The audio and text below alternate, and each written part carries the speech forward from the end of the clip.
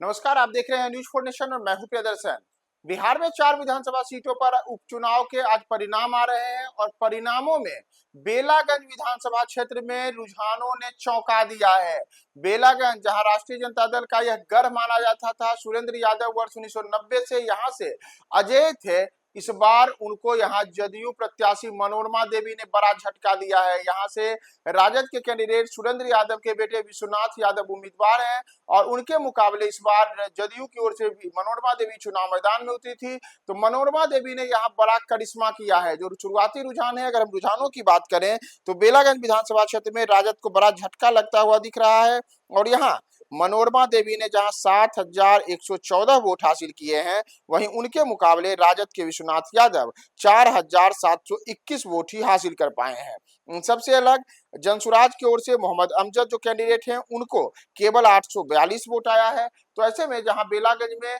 MY समीकरण यानी कि मुस्लिम यादव समीकरण का एक बड़ा गठजोड़ माना जाता है और मुसलमानों और यादवों के वोटों का एक बड़ा प्रतिशत शुरू से ही राष्ट्रीय जनता दल के प्रत्याशी जो अलग अलग समय में रहे सुरेंद्र यादव उनके पास जाता रहा और उन्होंने यहाँ वर्ष 1990 से लेकर के लगातार तमाम चुनाव जीते और इस बार उनके सांसद बनने के बाद जब उनके बेटे विश्वनाथ यादव चुनाव मैदान में उतरे हैं तो इस बार भी उन्हें उम्मीद थी कि वही करिश्मा इस बार वो करेंगे। लेकिन जो सुबह करीब 10 बजे के शुरुआती रुझान है, उन रुझानों पर अगर हम गौर करें तो उस दौरान विश्वनाथ यादव काफी पिछड़ चुके हैं और उनके मुकाबले मनोरमा देवी ने 7,000 से ज्यादा वोट ला करके यहाँ पे अपनी लीड को काफी मजबूत बनाया है। और साथ ही साथ जो यहाँ पे जनसुराज के कैंडिडेट है मोहम्मद अमजद, उनके ओर से जो दावा बार बार किया जा रहा था कि वो भी चुनाव में बड़ा करिश्मा करेंगे, फिलहाल शुरुआती राउंड के जो कुछ गिनती हुई है उनमें तो ऐसा कुछ भी नहीं दिख रहा है कि मोहम्मद अमजद और जनसुराज प्रशांत किशोर के नाम पर मतदाता कहीं से भी गोलबंद हुए हैं। यहाँ पे सीधे सीधे आप कह सकते हैं कि नीतीश कुमार, प्रधानमंत्री नरेंद्र मोदी और उन सब के नाम पर एनडीए के कैंडिडेट के तौर पे मनोरमा देवी जो चुनाव मैदान में उतरी और वहां पर उन्होंने जमकर चुनाव प्रचार किया था, मतदाताओं को अपनी ओर आकर्षित करने में फिलहाल तो रुझानों में सफल होती नजर आई हैं और बेलागंज में यहाँ पे तीर निशाने पे लगता हुआ दिख रहा है।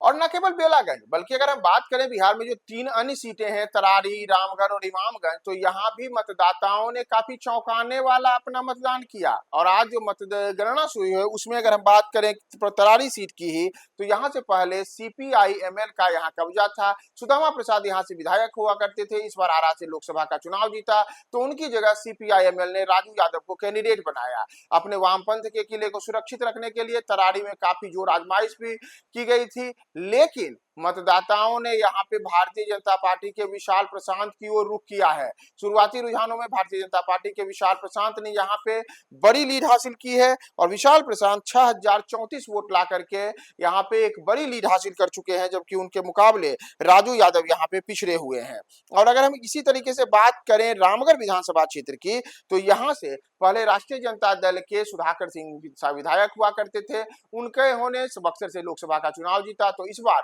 सुधाकर के ही भाई और बिहार में राष्ट्रीय जनता दल के बिहार प्रदेश अध्यक्ष जगदानंद सिंह के बेटे अजीत सिंह को राष्ट्रीय जनता दल ने उम्मीदवार बनाया। लेकिन अजीत सिंह फिलहाल जैसा दिख रहा है शुरुआती रुझानों में कि वो मतदाताओं का भरोसा जीतने में सफल नहीं हुए हैं और अजीत सिंह को केवल 5,723 वोट आए हैं, जबकि उनके मुकाबले अशोक सिंह उनसे करीब करीब दोगुना वोट हासिल कर चुके हैं और 10,344 वोट ला करके नंबर 1 के पायदान पे बने हुए हैं। तो ऐसे में 4,500 से ज्यादा वोटों की लीड के साथ अशोक सिंह ने राजद के कैंडिडेट अजीत सिंह पर एक बड़ी बढ़त हासिल की है।